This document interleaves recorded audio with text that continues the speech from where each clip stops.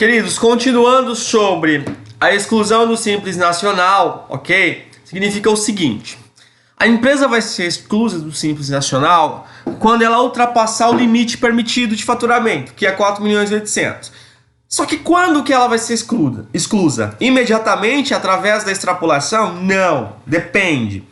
Se a extrapolação for superior a 20% do limite, que é 4.800.000, 20% do limite é 960.000. Então, se a extrapolação for superior a 960.000, ok? A empresa será excluída automaticamente do Simples Nacional. Agora, se for inferior ao limite, a empresa vai continuar naquele período, naquele ano no Simples, e no ano subsequente ela será exclusa. Segregação das receitas. É um fator muito importante a ser esclarecido, é que esse limite de 4.800.000, ele não ele tem uma segregação. Como assim? Entre atividade mercado interno e mercado externo. Ou seja, a empresa optante pelo Simples, ela tem um limite de 4.800.000 para vender dentro do Brasil, no mercado interno, e um limite de 4.800.000 para vender no mercado externo. Então, as empresas do Simples que exportam, elas vão poder faturar, ok, 4.800.000 dentro do Brasil e 4.800.000 fora. Então, ela tem uma possibilidade de faturar 9.600.000 ao ano. Agora a gente vai falar sobre a instituição e a abrangência. Então, fica instituído o regime especial unificado de arrecadação de tributos, né? Aplicado às microempresas e empresas de pequeno porte. O Simples Nacional implica o recolhimento mensal mediante documento único de arrecadação dos seguintes impostos: Imposto de Renda Pessoa Jurídica, o IPI, ok? A Contribuição Social sobre o Lucro Líquido e COFINS, PIS, PASEP, Contribuição Patronal Previdenciária, que é o INSS patronal, ICMS e ISS. Esses são os tributos, ok? Abrangidos pela Lei 123 de 2006. São os tributos recolhidos de forma unificada dentro da guia do Simples Nacional. Imposto de Renda Pessoa Jurídica, PI, Contribuição Social sobre o Lucro Líquido, COFINS,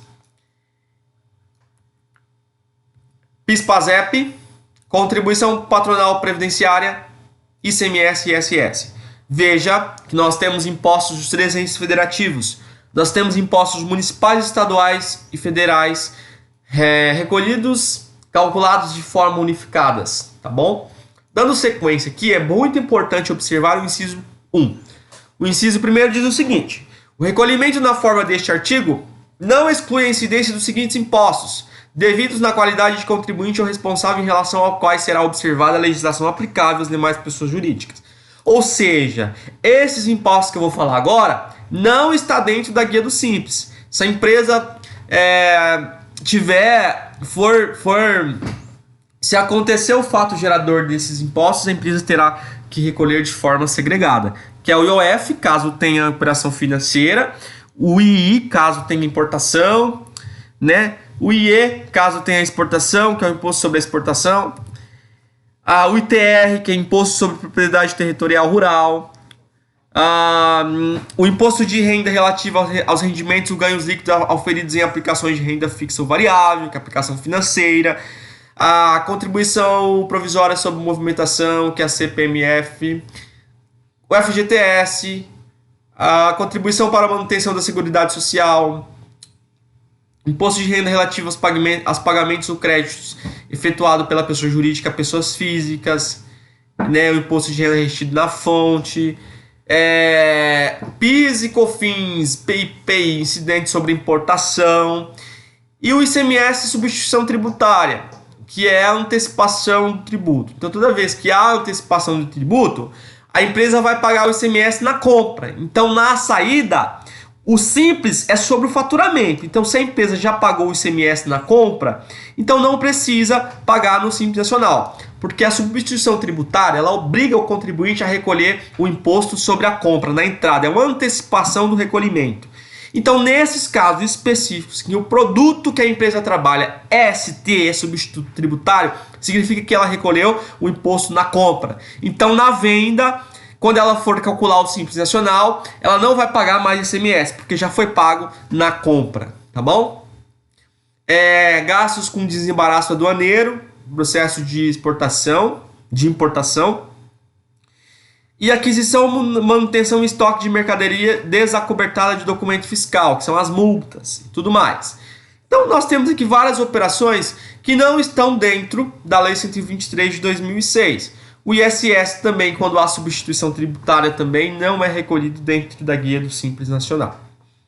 Pontos importantes. Para efeito de recolhimento do ICMS e do ISS, ok, no Simples Nacional, dentro da guia do Simples, o contribuinte só poderá recolher o ICMS e o ISS dentro da guia do Simples até a faixa de 3 milhões e 600 de faturamento. A partir do momento que o contribuinte ultrapassa 3 milhões e 600 de faturamento, ele vai recolher todos os impostos dentro da guia, exceto o ICMS e o ISS. Neste momento que ele ultrapassa 3 milhões e 600, ele vai ter que recolher o ICMS e o ISS de forma segregada, ok? Por fora, não dentro da guia do Simples Nacional. Outro detalhe, o artigo 14 diz que a distribuição de lucros é isenta na empresa do Simples Nacional. Então, a empresa do Simples Nacional que apurar o resultado e distribuir lucro ao sócio, essa distribuição terá isenção de imposto de renda na pessoa física do sócio, ok? Continuando aqui a instituição e abrangência, está falando o seguinte, artigo 17 diz que não poderá recolher os impostos e contribuição na forma do Simples a microempresa ou empresa de pequeno porte que explore atividade de prestação cumulativa e contínua de serviços de assessoria creditícia, gestão de crédito, seleção de risco, administração de contas a pagar e a receber, gerenciamento de ativos, compras de direitos creditórios, resultantes de vendas mercantis. Então são algumas atividades econômicas que a empresa não poderá optar pelo Simples Nacional. É um exemplo, por exemplo, um exemplo que a gente pode citar aqui, aquelas empresas de cobrança, assessoria de cobrança, que administra contas a receber, ok? Essas empresas não poderão optar pelo Simples Nacional, porque o artigo 17 impede. Continuando, a empresa que tenha sócio domiciliado no exterior, cujo capital participa em entidade administrativa pública, ou seja, se a empresa tem uma participação de uma administração pública, não poderá optar pelo Simples. Que possua débito com o INSS, com a Seguridade Social e fazendas públicas, federal, estadual, municipal, cuja exigibilidade não esteja suspensa. Veja bem, vamos lá. Nesse caso específico, eu estou falando de uma empresa que estava no regime normal, ou seja, um exemplo, uma empresa do lucro presumido, que o faturamento dela baixou e agora ela consegue optar pelo Simples Nacional, certo? Então o que ela faz? Do dia 1º de dezembro, no final do ano até o dia 31 de dezembro, ela pode solicitar o enquadramento no Simples Nacional. Ela só vai conseguir o enquadramento se ela tiver em dia com o Instituto Nacional de Seguro Social, fazendas públicas, federal, estadual, municipal. Se ela tiver com débito, ela não vai conseguir o enquadramento no Simples Nacional. Mas tem uma opção, se a exigibilidade dela estiver suspensa, ela consegue. Ou seja, se ela fazer uma confissão de dívidas efetuando parcelamento. Dando sequência aqui, as empresas que prestam serviços de transporte intermunicipal e interestadual de passageiros não poderão optar pelo Simples Nacional. Agora, a empresa de ônibus de passageiro que faz somente o transporte municipal dentro da cidade, ela pode, tá bom? Então só tem, no caso, a proibição para transporte intermunicipal de um município para o outro e interestadual de um estado para o outro. Que seja geradora, transmissora, distribuidora ou comercializadora de energias. As PCHs, que a gente chama, não pode ser optantes pelo Simples Nacional. Que exerça atividade de importação ou fabricação de automóveis e motocicletas, também não pode. Importação de combustível não pode. Produção ou venda no atacado de cigarros, cigarrilhas, charutos, filtros para cigarros, armas de fogo, munição e pólvoras não pode. Aqui eu estou falando daquelas empresas que predominantemente comercializam esse tipo de produtos no atacados. Dando sequência, aquelas empresas também que comercializam bebidas não alcoólicas no atacado predominantemente, como refrigerante, inclusive águas saborizadas, gaseificadas, preparações compostas não alcoólicas para elaboração de bebida refrigerante, cerveja sem álcool, bebida alcoólica e tudo mais. Todos esses produtos, quando a empresa vende no atacado predominantemente, ela não pode optar pelo Simples Nacional.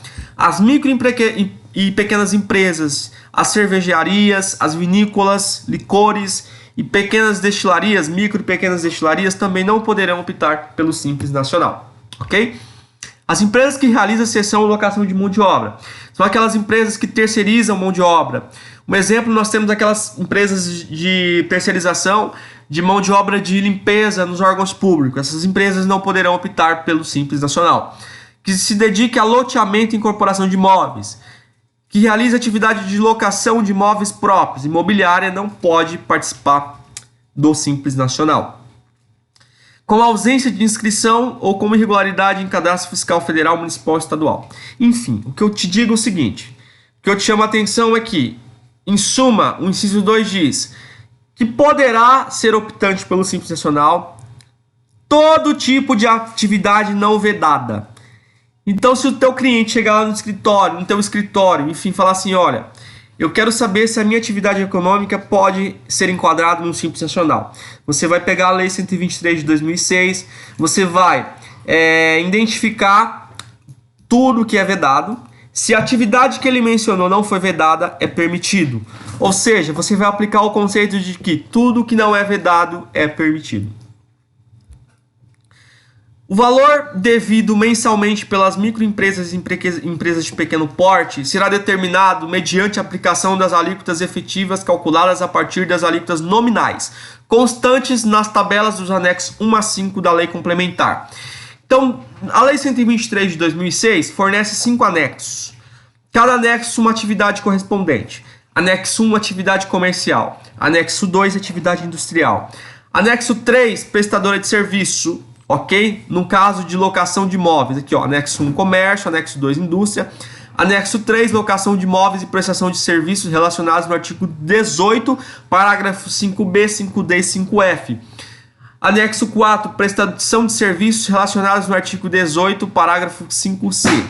E anexo 5, prestação de serviços relacionados no artigo 18, parágrafo 5f. Então, você vai ter que identificar qual anexo que o seu cliente está enquadrado de acordo com a sua atividade econômica. É importante você diferenciar a alíquota nominal de alíquota efetiva.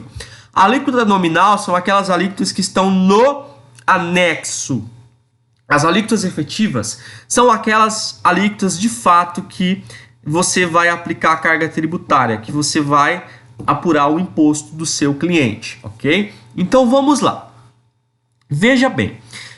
Existe uma fórmula para a mensuração da alíquota efetiva. É a seguinte fórmula: receita bruta total dos últimos 12 meses vezes a alíquota nominal menos parcela a deduzir, dividido pela receita bruta total dos últimos 12 meses.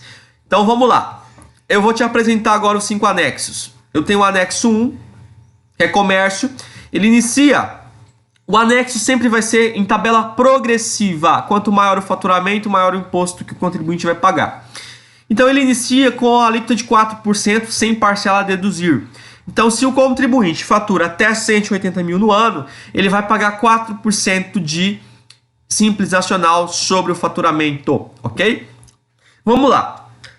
Então, todos aqueles impostos que eu citei, imposto de renda, contribuição social, COFINS, PIS, contribuição previdenciária patronal e ICMS, vai estar dentro dos 4%, se ele fatura até 180 mil ao ano.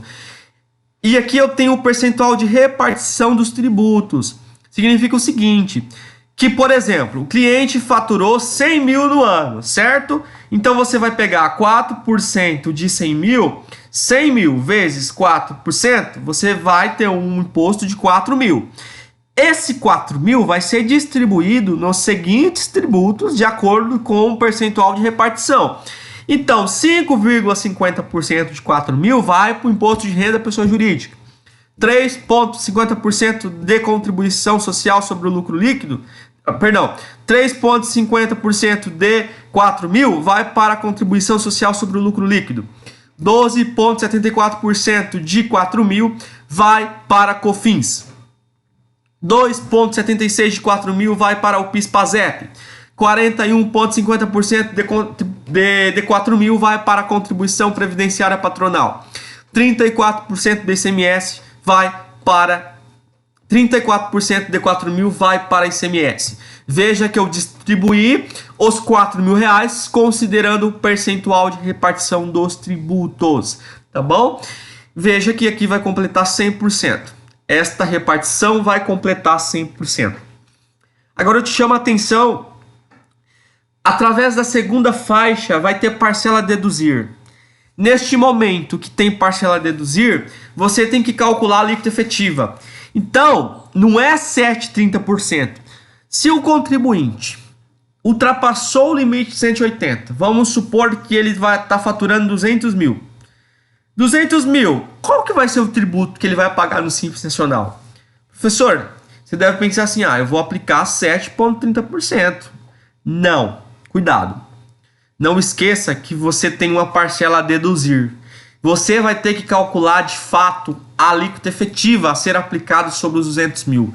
Porque 7,5% não é a alíquota efetiva, é a alíquota nominal. E você só calcula o Simples Nacional aplicando a alíquota efetiva. Mas como que você vai descobrir a alíquota efetiva? Acompanha comigo agora. Você vai usar essa fórmula. Qual a fórmula? Receita bruta total dos últimos 12 meses. Num exemplo citado, 200 mil, né? Então, 200 mil vezes a alíquota nominal, que é qual? 7,30%.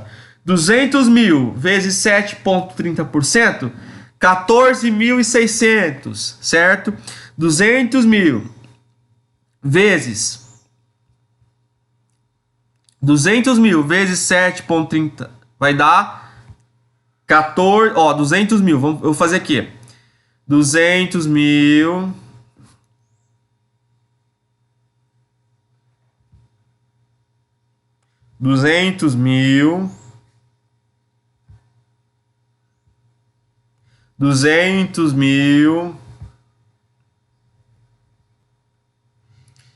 vezes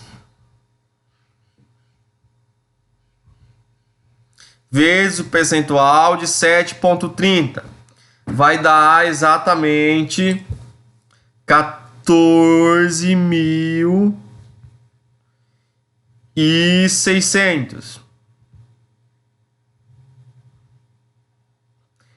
Esse valor não é o imposto que a empresa vai pagar, porque eu preciso achar a alíquota nominal. Então eu estou aplicando essa fórmula, que é o quê? Receita bruta total vezes 12, vezes a alíquota nominal. 200 mil vezes a alíquota nominal dá 14.600. Agora, seguindo aqui a fórmula, eu vou pegar menos parcela a deduzir. Menos parcela a deduzir de quanto? Menos 5.940. Quanto que dá? 14.600 menos 5.940. Vai dar exatamente 8.660. Beleza. Agora sim eu vou descobrir a alíquota efetiva, porque eu vou dividir 8.660, seguindo a fórmula aqui. 8.660 dividido pela receita bruta do total dos últimos 12 meses, que no caso é 200 mil. Então, 8.660 dividido por 200 mil, quantos que dá? Vamos fazer aqui.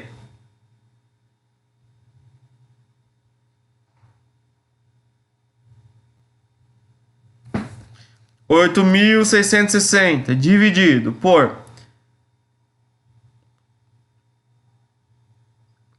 8.660 dividido por 200 mil, você vai ter vezes 100, né? Porque você tem que multiplicar por 100 para achar o percentual.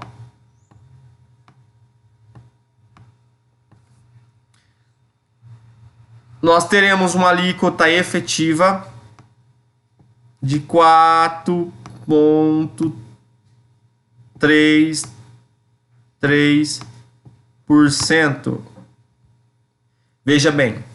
Então, aumentou 0,33% em relação. A empresa, se ela, até a 180 mil, ela fatura, o tributo dela ia ser, do Simples Nacional ia ser 4%.